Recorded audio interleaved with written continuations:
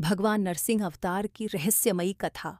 जय श्री हरि दोस्तों, स्वागत है आप सभी भक्तों का भक्तिधारा कहानियां चैनल में, जहां हम आपको भक्ति, प्रेम और आस्था से जुड़ी अद्भुत कथाएं सुनाते हैं।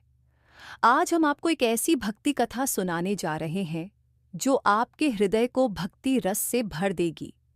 तो आइए इस दिव्य यात्रा की शुरुआत करें। सतयुग में हिरण्यकशिपु नामक एक अत्यंत शक्तिशाली असुर राजा था। वह भगवान विष्णु से घोर द्वेष करता था और स्वयं को सर्वशक्तिमान मानता था।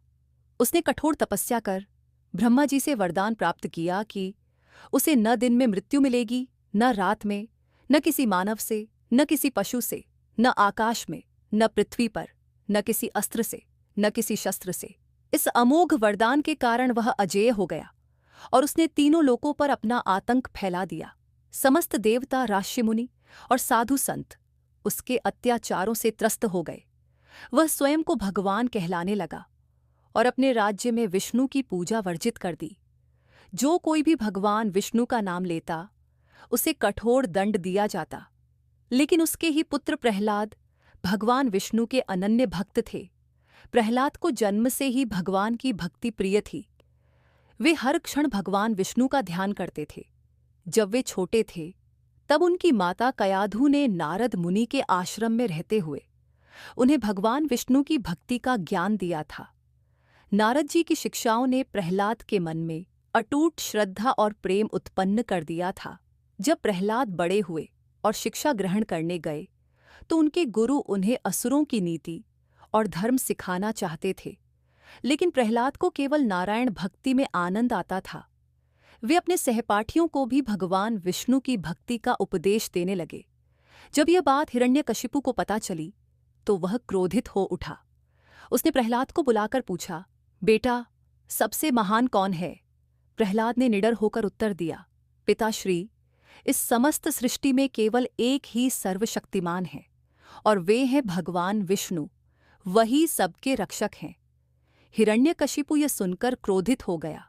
उसने सोचा कि किसी ने प्रहलाद के मन में विष्णु भक्ति का बीज बो दिया है।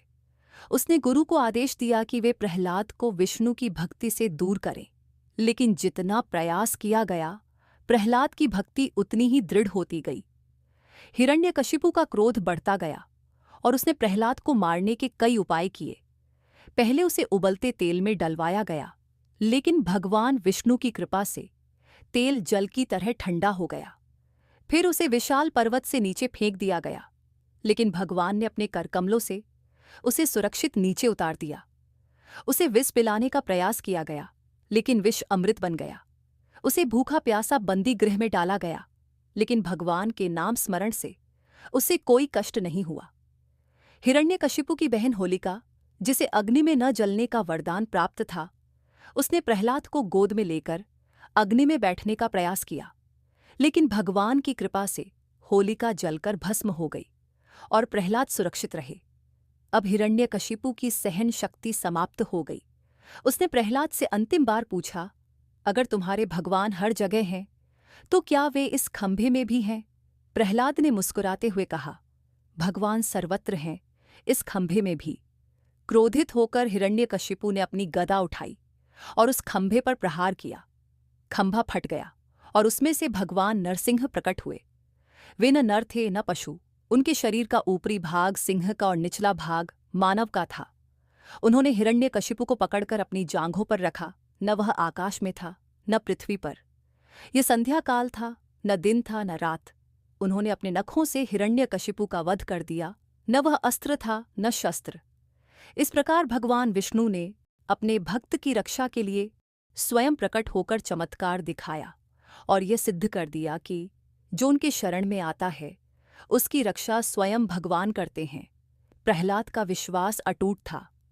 उन्होंने अपने जीवन में कभी भी विष्णु भक्ति को नहीं छोड़ा, चाहे कितनी भी कठिनाइयां आई। भगवान नरसिंह के दर्शन कर उन्होंने प्रेम पूर्वक उनकी स्तुति की। भगवान ने उन्हें वरदान दिया कि वे दीर्घायु होंगे और उनके वंश में भगवान की भक्ति बनी रहेगी। इस प्रकार भक्त प्रहलाद की कथा यह सिखाती है कि जो सच्चे हृदय से भगवान की शरण में जाता है, उसकी रक्षा स्वयं नारायण करते हैं। चाहे संकट कितना भी बड़ा हो, भक्त का विश्वास भगवान की शक्ति से बड़ा होता है। दोस्तों, अगर आपको यह कहानी अच्छी लगी हो तो कृपया इसे अपने मित्रों और परिवार के साथ साझा करें और भक्ति धारा कहानियां चैनल को सब्सक्राइब करें। धन्यवाद।